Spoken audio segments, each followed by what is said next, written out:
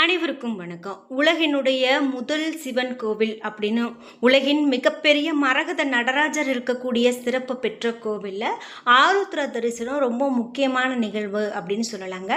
வருடத்தினுடைய அனைத்து நாட்களும் சந்தன காப்பு இடப்பட்டு காட்சி தரக்கூடிய நடராஜ பெருமான ஆருத்ரா தரிசனம் அன்னைக்கு மட்டும்தான் மரகத திருமேனியா தரிசனம் செய்ய முடியும்.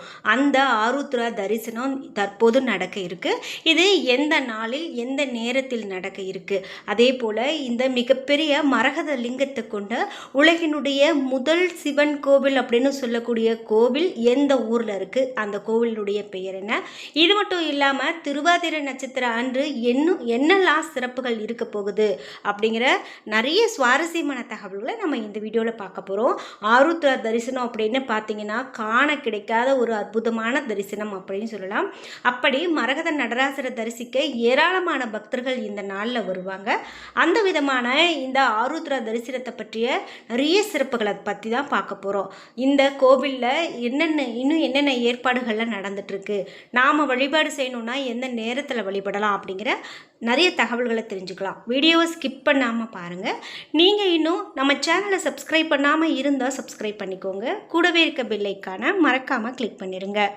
ஓம் நமச்சிவாய என்ற மந்திரத்தை கமெண்ட் பாக்ஸில் மறக்காமல் பதிவிட்டுட்டு வீடியோவை ஸ்கிப் பண்ணாமல் பாருங்கள். வாங்க வீடியோக்குள்ளே போகலாம். இந்த வீடியோவை பார்த்துட்டு இருக்கக்கூடிய உங்களுக்கு வாழ்க்கையில் நிறைய தடைகள் இருக்குது அப்படின்னு நினைக்கிறீங்களா?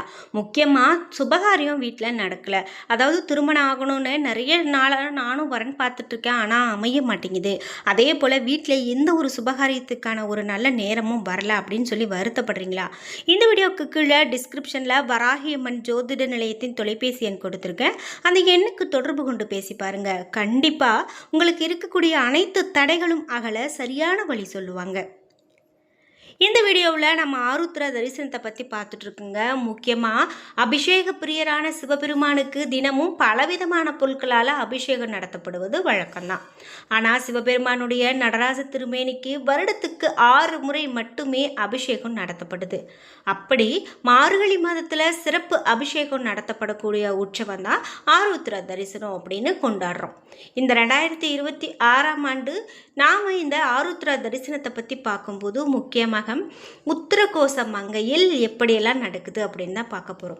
நாம் முன்பு பார்த்தது போல் உலகினுடைய முதல் சிவன் கோவில் அப்படின்னு உத்தரகோச மங்கையை சொல்கிறேங்க. இந்த உத்தரகோச மங்கையில் தான் மிகப்பெரிய மரகத நடராசரை நம்மளால் பார்க்க முடியும். அதாவது இந்த வருடத்தின் அனைத்து நாட்களும் சந்தன காப்பு இடப்பட்டு காட்சி தரக்கூடிய நடராச பெருமான ஆருத்ரா தரிசனம் அன்னைக்கு மட்டும்தான் மரகத திருமேனியாக பார்த்து தரிசனம் செய்ய முடியும். மார்கழி மாதத்தில் வரக்கூடிய சிவபெருமானுக்கு உரிய திருவாதிரை நட்சத்திரம் அன்னைக்கு நடராச பெருமானுக்கு நடத்தப்படக்கூடிய சிறப்பு அபிஷேக ஆராதனைகளுக்கு ஆருத்ரா தரிசனம் அப்படின்னு பார்த்தோம். இந்த வருடத்தில் 6 முறை மட்டுமே திருமஞ்சனம் நடத்தப்படும். அப்படி அவற்றில் மிக முக்கியமான திருநாள் தான் இந்த ஆருத்ரா தரிசனம். இது அனைத்து சிவன் கோவில்கள்லேயும் மிக விசேஷமாக நடத்தப்படும் அப்படின்னு சொன்னாலும் உத்தரகோச மங்கையில் நடக்கக்கூடிய ஆருத்ரா தரிசனம் ரொம்ப விசேஷமானதாக சொல்கிறாங்க.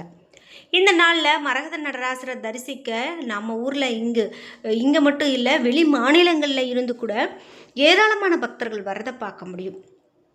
சரி, இந்த ஆருத்ரா தரிசனம் எப்போ அப்படின்னு பார்த்தீங்கன்னா 2026ஆம் ஆண்டில் ஆருத்ரா தரிசனம் ஜனவரி 3ஆம் தேதியான சனிக்கிழமை நடக்குது. இதுக்கு ஜனவரி 2ஆம் தேதி காலை 8 மணி முதல் 9 மணிக்குள்ள மரகத நடராசருடைய இந்த சந்தனம் களையப்படும். மரகத திருமேனியாக காட்சி அளிப்பார் நடராஜர். அதற்கு பிறகு அன்று நள்ளிரவு 12 மணி முதல் ஜனவரி 3ஆம் தேதி அன்று அதிகாலை 2 மணி வரை நடராசருக்கு சிறப்பு அபிஷேகங்கள் நடத்தப்படும். பிறகு மீண்டும் சந்தனம் சாற்றப்பட்டு ஜனவரி 3ஆம் தேதி அன்று அதிகாலை 4:30 மணி முதல் 5 மணிக்குள்ள தீபாராதனை நடக்கும். பிறகு ஜனவரி 3ஆம் தேதி இரவு வர சந்தனம் சாத்தப்பட்ட திருமேனியோடு நடராச பெருமான் காட்சி கொடுப்பார். ஆருத்ரா தரிசனம் அன்னைக்கு சிவபெருமானுக்கு திருவாதிரை களி படைத்து வழிபாடு செய்வது விசேஷமானது. இந்த திருவாதிரை களி அப்படின்னா நீங்கள் சாப்பிட்ருக்கீங்களா? நீங்கள் இந்த மாதிரியான விசேஷங்களில் கலந்துருக்கீங்க அப்படின்னா மறக்காமல் உங்களுடைய கருத்துக்களை கமெண்ட் பாக்ஸில் சொல்லிடுங்க. சேர்ந்தனார் என்ற சிவனடியார் விறகுகளை வெட்டி விற்று அதில் கிடைத்த பணத்தை வைத்து தினமும் ஒரு சிவனடியாருக்கு உணவு கொடுத்தாராம். அதற்கு பிறகுதான் அவர் சாப்பிடுவது வழக்கமாக வச்சுருந்துருக்காரு. ஒரு நாள் பெய்த மழையால் விறகுகள் நனைந்து விட்டதால் தன்னிடம் இருக்கக்கூடிய அரிசி வெள்ளத்தை வைத்து களி சமைத்தாராம். அந்த களியை சமைத்து சிவனடியாருடைய வருகைக்காக காத்திருக்காரு. வெகு நேரம் ஆகியும் யாரும் வராததால் வருத்தத்தில் இருந்த அவருடைய மன வேதனையை போக்கவும் அவருக்கு அருள் செய்யவும் நினைத்த சிவபெருமான் தானே சிவனடியாராக வந்து சேந்தனாருடைய இல்லத்தில் களி சாப்பிட்டு விட்டு மறுவேளைக்கு எடுத்து சென்றாராம். அடுத்த நாள் அந்த ஊர் கோவிலில் இருந்த நடராஜருடைய முன் களி சிதறல்கள் கிடக்கிறத கண்டு அர்ச்சகர் அதிர்ச்சி அடைந்து போயிருக்காரு. தானே சேந்தனாருடைய வீட்டில் களி உண்டதாக அசரறி ஒலித்திருக்கு. பக்தர்களுக்கு அருள் செய்ய ஈசன் வந்த இந்த நாளை சிறப்பிக்கும் விதமாக ஆண்டுதோறும் இந்த நாளில் ஆருத்ரா தரிசன விழா நடத்தப்படுறது வழக்கம். சிவபெருமானுக்கு களி படைத்து இதனால தான் வழிபாடு செய்கிறாங்க. இதைத்தான் திருவாதிரை களி அப்படின்னு நம்ம சொல்கிறோம். ஆருத்ர தரிசன திருவிழா கடந்த டிசம்பர் 25 மங்கள விநாயகர் கோவிலில் காப்பு கட்டி தொடங்கியது. அதே போல் ஜனவரி 2 காலை 8:30 மணிக்கு நடராசர் சிலை மீது இந்த சந்தன காப்பு செலுத்தப்பட்டது. அதே போல் சந்தன பூசப்பட்ட சந்தனம் படிக்கலைதல் நடைபெற்று 32 வகையான வாசனை திரவியங்களால் அபிஷேகம் செய்து சிறப்பு அலங்காரத்தில் இந்த பக்தர்களுக்கு கடவுள் காட்சி கொடுப்பார் அப்படின்னு சொல்லப்படுது. குறிப்பிட்டு இந்த நாட்டில் பல்வேறு இடங்களில் இருந்து சுற்றுலா பயணிகள் மற்றும் பக்தர்கள் வர வாய்ப்பு இருக்கிறதால இந்த இடத்துல ஏராளமான பக்தர்கள் வருவாங்க அப்படின்னும் எதிர்பார்க்கப்படுது.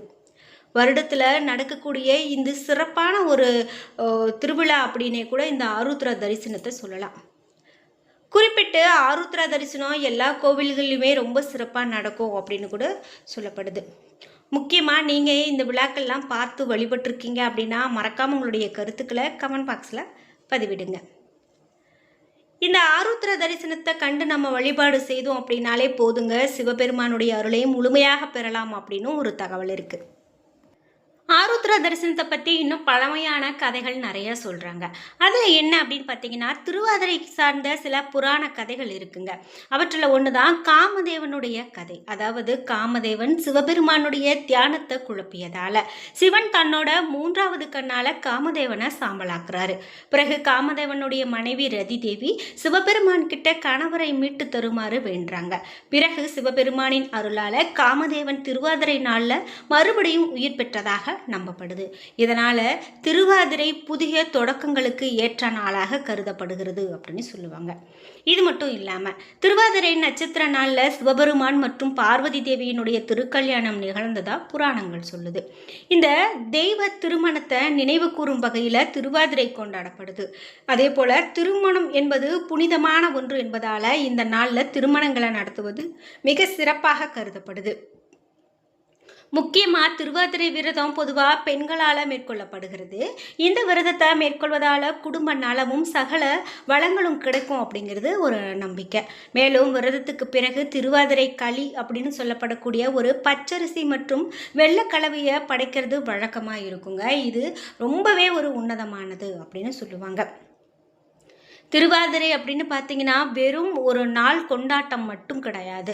இது முன்னோர்களுடைய நம்பிக்கைகள், கலாச்சாரம், ஆன்மீக வாழ்வு இதை எல்லாத்தையும் இணைக்கக்கூடிய ஒரு பாலம் அப்படின்னு சொல்லலாம். இந்த விழா நம்மை ஒற்றுமையாக இணைத்து நம்மளுடைய பாரம்பரியத்தை அடுத்த தலைமுறைக்கு கொண்டு செல்ல உதவுது அப்படின்னு கூட சொல்லலாம். திருவாதிரை கொண்டாட்டம் அன்பு, பக்தி, ஒற்றுமை மற்றும் புதிய தொடக்கங்களை குறிக்கக்கூடிய ஒரு சிறப்பாக இருக்குது அப்படின்னு கூட சொல்லலாம். அந்த வகையில் திருவாதிரை அப்படின்னு பார்த்தீங்கன்னா ரொம்ப ரொம்ப சிறப்பு. திருவாதிரை விரதம் இருந்து வழிபாடு செய்யும் போது நிச்சயமாக வாழ்க்கையில் நம்ம இழந்ததை கூட மீட்டெடுக்கலாம் அப்படின்னு ஒரு கருத்து சொல்லுவாங்க. முக்கியமாக குழந்தை பாக்கியம் இல்லாதவர்களுக்கு சிவபெருமான் குழந்தை பாக்கியத்தை அருள்வார் அப்படிங்கிறது ஒரு நம்பிக்கை. இந்த வீடியோவை பார்த்துட்டு இருக்கக்கூடிய நீங்கள் திருவாதிரை இந்த ஆருத்ரா தரிசனத்தை நேரில் பார்த்து வழிபாடு செய்திருக்கீங்க அப்படின்னா மறக்காமல் உங்களுடைய கருத்துக்களை கமெண்ட் பாக்ஸில் பதிவிடுங்க. என்ன நண்பர்களே, இன்னைக்கு வீடியோவில் நம்ம ஆருத்ரா தரிசனத்தை பற்றிய நிறைய தகவல்களை தெரிஞ்சுக்கிட்டோம். இந்த வீடியோ கண்டிப்பாக உங்களுக்கு ரொம்ப பயனுள்ளதாக இருந்திருக்கும். வீடியோ உங்களுக்கு பிடிச்சிருந்தா லைக் பண்ணுங்கள், ஷேர் பண்ணுங்கள், கமெண்ட் பண்ணுங்கள். நீங்கள் இன்னும் உற்சாகம் டிவி சேனலை சப்ஸ்கிரைப் பண்ணாமல் இருந்தால் சப்ஸ்கிரைப் பண்ணிக்கோங்க. கூடவே இருக்க பெல் ஐக்கானை மறக்காமல் கிளிக் பண்ணிடுங்க. நன்றி வியூவர்ஸ்.